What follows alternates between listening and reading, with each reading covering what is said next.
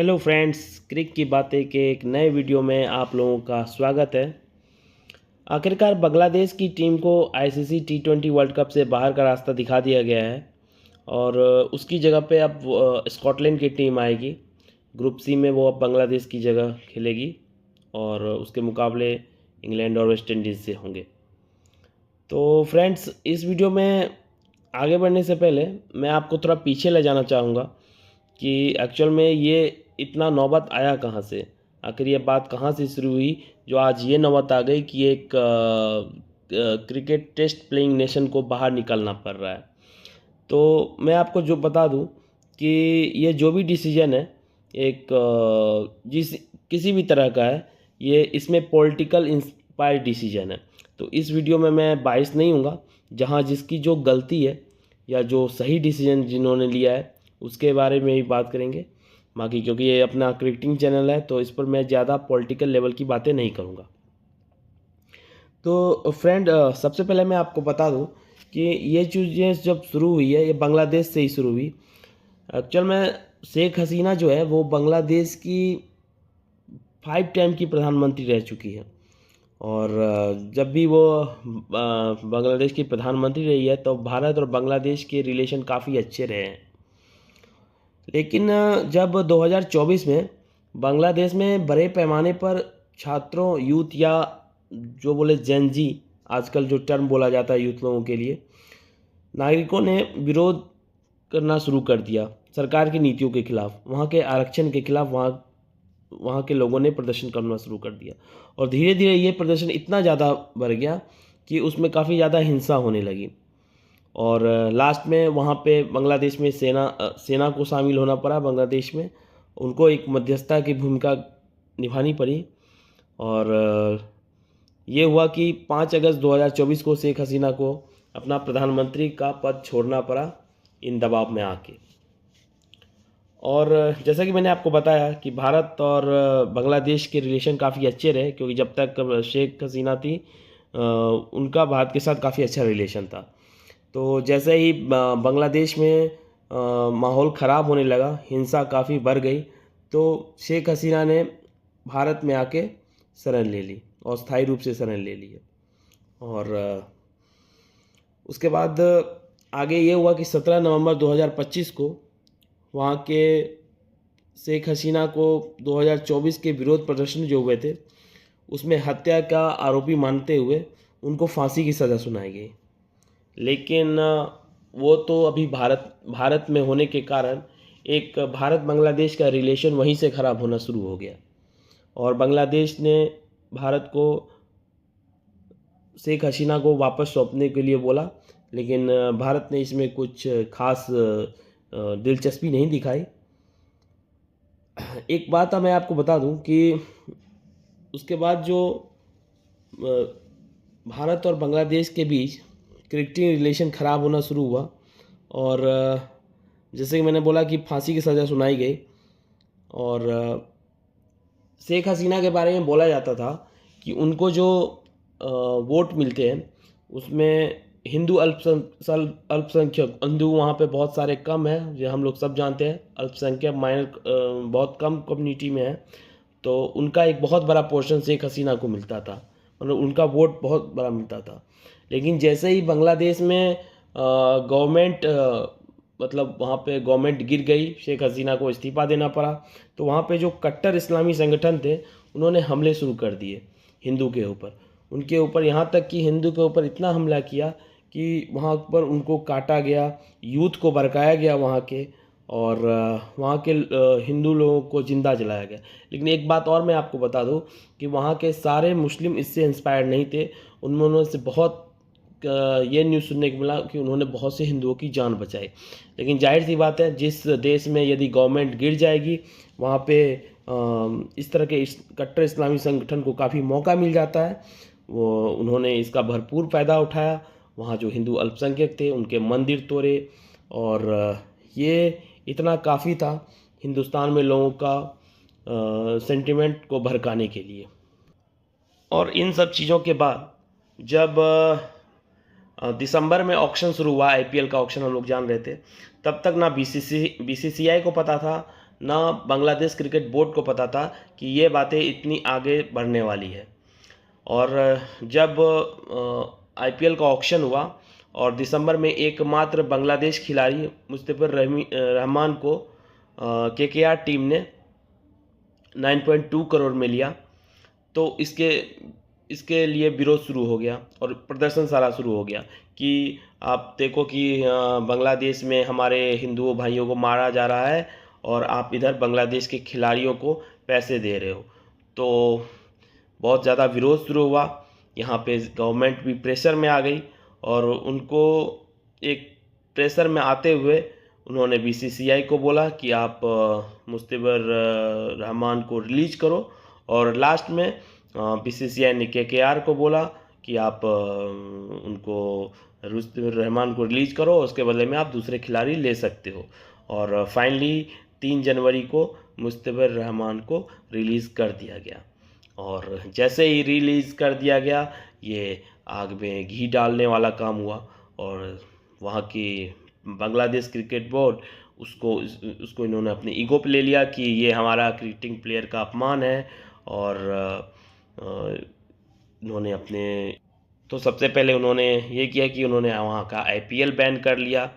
वैसे भी अब जैसे मैंने बताया था कि शेख हसीना की गवर्नमेंट गिर चुकी थी, तो अब जब वहाँ पे सपोर्ट मिल रहा था भारत को, अब वहाँ से भारत के विरुद्ध में काफ़ी चीज़ें हो रही थी। तो जैसे ही इन्होंने एक न्यूज़ जब उन्होंने पता चला कि मुस्तफिजुर रहमान को निकाल दिया गया है, तो उसके तुरंत बाद बीसीबी ने सबसे पहले तो आईपीएल ब्रॉडकास्ट इन सब को कैंसिल कर दिया, एक तरह का इस तरह से विरोध दिखाया। और फिर लास्ट में 4 जनवरी को उन्होंने आईसीसी को सुरक्षा चिंताओं के कारण भारत नहीं आने का फैसला अपना यह फैसला बताया कि हम लोग भारत नहीं आ पाएंगे, वहाँ पे सिक्योरिटी प्रॉब्लम है। लेकिन यहाँ पे बांग्लादेश को ये समझना चाहिए कि आईपीएल एक डोमेस्टिक टूर्नामेंट है और वो बहुत हद तक गवर्नमेंट ऑफ इंडिया, बीसीसीआई इनके अंतर्गत आता है। और आईसीसी एक इंटरनेशनल लेवल का ऑर्गेनाइजेशन है और इसका जो प्ले होता है वो डोमेस्टिक लेवल से पूरा ही अलग होता है। और इसका सबसे अच्छा एग्जांपल आप पाकिस्तान से देख सकते हो। हमें पता है कि पाकिस्तान और भारत के रिलेशन अभी काफ़ी ज़्यादा ख़राब हैं, लेकिन जितने भी ज़्यादा ख़राब रहे हैं, लेकिन आईपीएल में तो हम जानते हैं कि पाकिस्तान की टीम नहीं है, पाकिस्तान के टीम के प्लेयर्स नहीं हैं, लेकिन फिर भी कितने भी ज़्यादा हालात ख़राब रहे हैं, लेकिन फिर भी भारत और पाकिस्तान के बीच क्रिकेट मैच होता रहा है। हालांकि इसका भी विरोध हुआ है, आप इसके लिए जाओ, इसके लिए भी हमेशा विरोध रहा है, सोशल मीडिया से लेकर लोगों ने प्रदर्शन तक किया है। लेकिन आईसीसी में इंडिया और पाकिस्तान का मैच हुआ, तो आईसीसी में एक मैच होना और आईपीएल में खेलना, वो दोनों में बहुत बड़ा अंतर है। तो बांग्लादेश को ये चीज़ समझनी चाहिए। और आप कुछ भी करें रिलेशन के लिए आप कहें या जो भी कहें, आप को खेलना पड़ता है, यदि आप चाहें ना चाहें। लेकिन बांग्लादेश ने इन चीज़ों को समझा नहीं और उन्होंने आईसीसी पर दबाव बनाने की कोशिश की। लेकिन यदि हम लोग जान रहे हैं कि इस तरह से अचानक, जैसे कि मैंने बताया कि जब तक भारतीय क्रिकेट बोर्ड ने मुस्तफिजुर रहमान को आईपीएल से अलग नहीं किया था, तब तक सब कुछ सही था। और अचानक जैसे ही उन्होंने आईपीएल से उसको अलग कर दिया, बांग्लादेश को सुरक्षा कारणों से चिंता सताने लगी। तो एन मौके पर यदि बांग्लादेश इस तरह से हट जाएगी, तो ये आईसीसी के लिए एक बहुत बड़ी चुनौती है। और उनको समझना चाहिए बांग्लादेश क्रिकेट को कि ये कोई गली का टूर्नामेंट नहीं हो रहा है कि आप जब भी मन करे आप अपना फैसला चेंज कर दें। तो हालांकि आईसीसी ने उनकी बातों को शुरुआत में इग्नोर किया, लेकिन उनके बार बार कहने पर वहाँ पर उन्होंने सिक्योरिटी जांच करवाई, इंडिया में सिक्योरिटी जांच करवाई और 2 बार वहाँ पर सिक्योरिटी जांच हुआ, जहाँ पर लो टू मॉडरेट पाया गया। तो फिर भी बीसीसीआई और आईसीसी की तरफ से किया गया कि आप वहाँ पे आइए, खेलिए, आपको कोई दिक्कत नहीं है, आपको बहुत बड़ी सुरक्षा मिलेगी। लेकिन लास्ट में बांग्लादेश की टीम अपनी जिद पे अड़ी रही। हालांकि कुछ दिन पहले उनके लिए वोट भी कराया गया, जिसमें 14 वोट उनके खिलाफ पड़े और 2 वोट, एक पाकिस्तान, ऑफ कोर्स पाकिस्तान, और दूसरा बांग्लादेश ने ही अपने लिए वोट किया। तो आप ये समझ सकते हैं कि इन सब से तो क्रिकेट का ही नुकसान हो रहा है। और मैं एक चीज़ बताना चाहूँगा कि पाकिस्तान मीडिया और यूट्यूबर जो चिल्ला चिल्ला के बता रहे हैं कि नहीं भाई बांग्लादेश की टीम सुरक्षित नहीं है, वहाँ पर लोग सुरक्षित नहीं है, शायद उनको पता नहीं है। अभी यदि अब सर्वे करना शुरू कर दिया जाए तो कितने, ना जाने कितने बांग्लादेश के लोग निकल जाएंगे, और उनको शायद ये भी पता नहीं है कि वहाँ पे तो तार के नीचे से कितने बांग्लादेशी लोग आ जाते हैं। तो ये सब बस पॉलिटिकल बातें हैं। पाकिस्तानी यूट्यूबर है, बांग्लादेश के लोग हैं, जाहिर सी बात है वो वो भारत के विरुद्ध ही बात करेंगे। उनसे हम कुछ ऐसा एक्सपेक्टेशन नहीं कर सकते कि नहीं नहीं वो इंडिया ने अच्छा किया या आईसीसी ने अच्छा किया है। बहरहाल जो भी है, इससे तो एक बात साबित हो गया, एक जो कहावत है बहती गंगा में हाथ धोना, पाकिस्तान इसका भी बहुत बड़ा एग्जाम्पल है। क्योंकि इन सब चीज़ों में वो अपना उल्लू सीधा करने के चक्कर में उसको, बाकी पाकिस्तान भी धमकी दे रहा है कि हम भी कुछ दिन पहले उन्होंने बोला कि हमने अभी आईसीसी T20 वर्ल्ड कप की तैयारियों पर रोक लगा दिया है।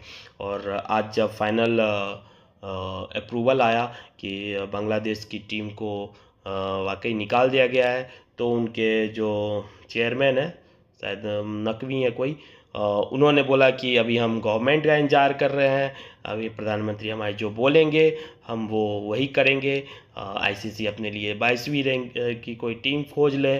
भाई ये कोई मजाक थोड़ी चल रहा है जो इन लोग इतना इसको इजी वे में ले रहे हैं। फाइनली जो भी हो, आखिरकार बांग्लादेश की जगह स्कॉटलैंड की टीम आ गई है, और लोग स्कॉटलैंड की टीम को बहुत ही स्मॉल बोल रहे हैं। लेकिन एक चीज़ बता दूं मैं, स्कॉटलैंड की टीम ही थी जिन्होंने अभी T20 वर्ल्ड कप जो उन्होंने अपना लास्ट 2021 में खेला था, और एकमात्र जो उन्होंने एक मैच हराया था, उन्होंने बांग्लादेश को ही मैच हराया था T20 2021 के वर्ल्ड कप में। तो जो लोग बोल रहे हैं कि ग्रुप सी अभी डेड रबर हो चुका है, तो उनके लिए बता दूं कि स्कॉटलैंड की टीम में बहुत बड़ा पोटेंशियल है, वो किसी भी टीम को हरा सकती है। और खासकर पाकिस्तान और वहाँ के तो यूट्यूबर और मीडिया ना ही बोले। तो लास्ट में यही कहूँगा कि क्रिकेट के लिहाज से तो हालांकि अच्छा न्यूज़ नहीं है, क्योंकि एक फुल टेस्ट नेशन को बाहर जाना पड़ रहा है, और उसकी बड़ी वजह उनका खुद एक जिद होना, और एक बहुत बड़ा वजह है कि क्रिकेट में पॉलिटिक्स काफ़ी हद तक जुड़ गई है। और जब तक ये क्रिकेट में पॉलिटिक्स यदि हद से ज़्यादा घुसेगी तो इसमें क्रिकेटिंग कम और पॉलिटिकल लेवल की लड़ाई ज़्यादा होगी। बाकी आपकी राय क्या है इस बारे में हमें ज़रूर बताइएगा। बाकी हमारे चैनल में नए हैं तो प्लीज़ चैनल को सब्सक्राइब करिए, लाइक करिए।